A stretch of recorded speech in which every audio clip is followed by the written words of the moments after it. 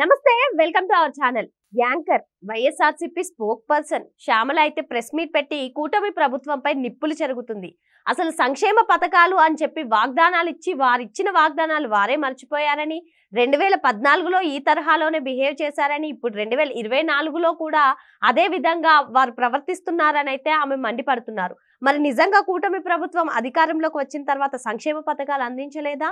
ఇటువంటి అంశాలపై చర్చించడానికి మనతో పాటుగా ఉన్నారు TDP spoke person Sreeleela madam గారు. వారిని అడిగి పూర్తి వివరాలు తెలుసుకుందాం.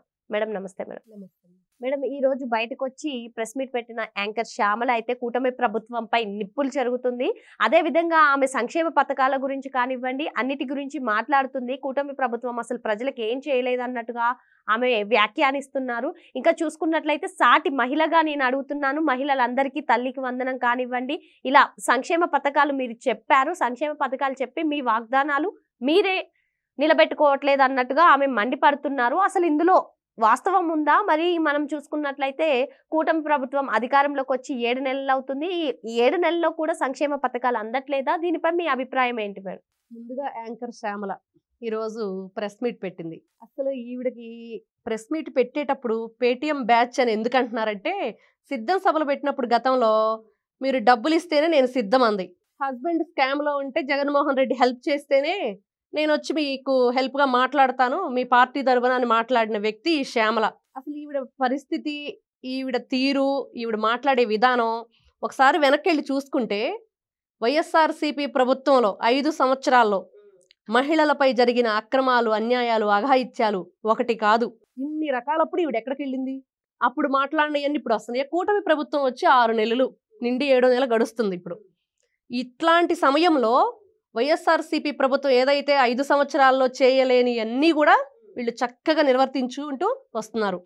అసలు ఈ జగన్మోహన్ రెడ్డి ప్రభుత్వంలో ఒక్క సంక్షేమ పథకం కానీ అసలు నిధులు ఎక్కడున్నాయండి ఆంధ్రప్రదేశ్ ప్రభుత్వానికి?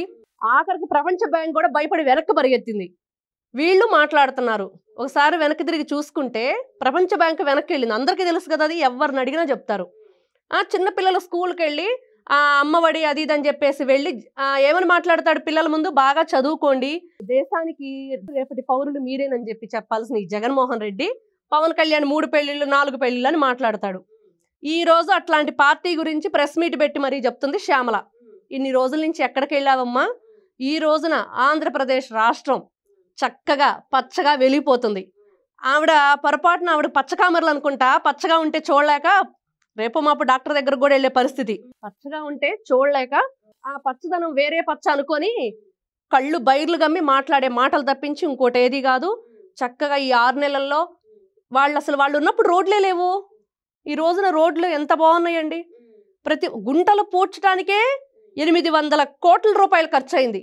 దీన్ని బట్టి వీళ్ళ పరిపాలన ఎలా ఉందో, వీళ్ళ పరిస్థితి ఏంటో ఆ రోజున అర్థమవుతుంది. ఒక్క గుంటలు పూడ్చడానికి 800 కోట్లు అంటే చూడమనండి ఇంకా మిగతావన్నీ ఎలా ఉంటాయో. ఆమె ఇప్పుడు సంక్షేమ పథకాల గురించి మాట్లాడుతుంది కదా మేడం, మరి వారి హయాంలో అంటే వైసీపీ హయాంలో వారిచ్చిన పథకాలు హామీలు అన్ని నిలబెట్టుకున్నారా? చెప్పాడమ్మా జగన్మోహన్ రెడ్డి, పెంచుకుంటూ పోతాను, 1000 రూపాయలు పెన్షన్ పెంచుతానన్నాడు. ఏం చేశాడు? 250 250 250 అని అన్నాడు.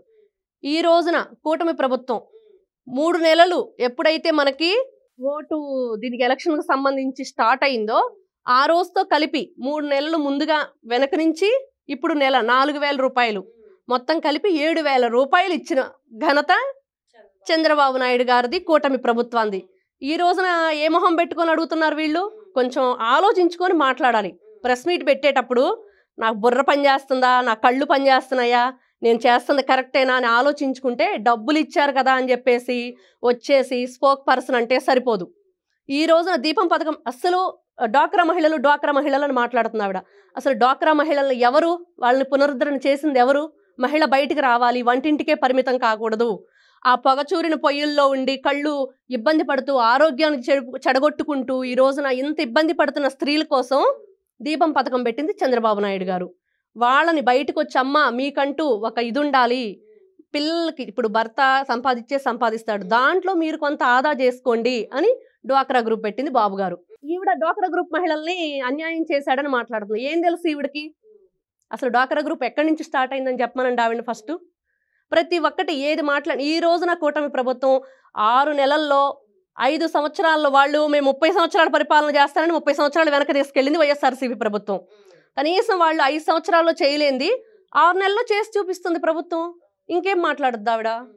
ఇంకా మనం చూసినట్లయితే ఆమె నిమ్మల రామానాయుడు గురించి కూడా మాట్లాడుతున్నారు మేడం. పిల్లలకి ఏదైతే చెప్పారో మీకు 15,000 వస్తాయి తల్లికి వందనం పథకం గురించి కూడా ఆయన చెప్పారు. అది ఆమె ప్రెజెంటేషన్ వేసి మరీ చూపించారు. మరి దీన్ని ఏ విధంగా చూడాలి మనం? అమ్మా నెక్స్ట్ వేసి చూస్తేనే కదా తెలుస్తుంది. తొందరపడకు సుందరవదన అని ఎందుకు ఈవిడికి ఇంత తొందర? డబ్బులు ఇచ్చేశారు, పరిగెత్తుకుంటా వచ్చేసింది, మీటింగ్ పెట్టింది, అయిపోయింది అనేస్తే సరిపోతా. స్క్రీన్లు మేము వేస్తాం, ఇంతకంటే పెద్ద పెద్ద స్క్రీన్లు వేసి చూపిస్తాం మీవి. నిమ్మల రామానాయుడు గారు మొన్న విజయవాడ వరదలు వచ్చినప్పుడు ఎంత కష్టపడి పనిచేశారు. జగన్మోహన్ రెడ్డి రైతులకి వరదలు వచ్చేస్తే ఆ పెద్ద టెంట్లు వేసి మరీ స్టేజ్ కట్టించుకొని పొలంలో వెళ్ళిన చూసిన ఘనుడు ఈ జగన్మోహన్ రెడ్డి. ఈవిడ నిమ్మల రామానాయుడు గారి గురించి మాట్లాడే అర్హత కాదు కదా, ఆయన పేరు తలిచే ఇది కూడా లేదు ఈ శ్యామలకి. ఈవిడ ఈరోజు మాట్లాడుతుంది. వీళ్ళకి మంచి అనేది పనికిరాదు, మంచి చేస్తుంది ప్రభుత్వం. దీన్ని ఏ విధంగా జనంలోకి చెడుగా తీసుకెళ్లాలనేది వీళ్ళ ఉద్దేశం. కాబట్టి అవాకులు చవాకులు వీళ్ళ ఇష్టం. అస్సలు ఈ శ్యామల గురించి మాట్లాడుకోవటమే వేస్ట్ నిజంగా చెప్పాలంటే. ఎందుకంటే డబ్బుల కోసం పనిచేసే వాళ్ళు ఏం మాట్లాడతారండి? ఇవే మాట్లాడతారు. ఒకరోజు చూడమనండి వెనక్కి తిరిగి ఏం జరుగుతుంది ఆంధ్రప్రదేశ్లో. ఈ రోజున ఆంధ్రప్రదేశ్ ఒక వెలుగు వెలుగుతుంది. రావణ కాష్టంగా మార్చింది మీరు. ఈ పరిపాలన అంతా కూడా రావణ కాష్టమే కదా. ఒక రావణాసురుడు అని రాక్షసుడు పరిపాలన చేశాడు ఆంధ్రప్రదేశ్ని 5 సంవత్సరాలు. ఇప్పుడు కదా రామరాజ్యంగా ఉంటుంది. 6 నెలలు గడిచి 7వ నెల వచ్చేటప్పటికే మీకు వణుకు పుట్టింది. బులుగు బ్యాచ్కి అంతటికి కూడా వణుకు పుడుతుంది. ఏం చేయాలో అర్థం కావట్లేదు. అందుకని ఇవన్నీ ప్రారంభించారనమాట.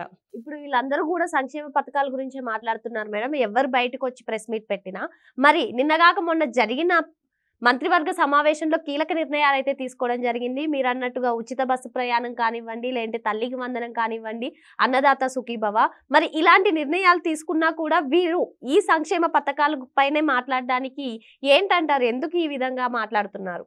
ఒకటేనమ్మా, ఇక్కడ జగన్మోహన్ రెడ్డి ఎప్పుడైతే 2019లో ఎలక్షన్కి అతను జనంలోకి వచ్చి చెప్పిన మాటలన్నీ కూడా కళ్ళబుల్లి కబుర్లు అయిపోయాయి. పెంచుకుంటూ పోతానన్నాడు, పిల్లలకి అమ్మఒడి అని చెప్పాడు, ఇస్తానన్న డబ్బుల్లో 2,000 టాయిలెట్ మెయింటెనెన్స్ అని చెప్పేసి తీసేసుకున్నాడు.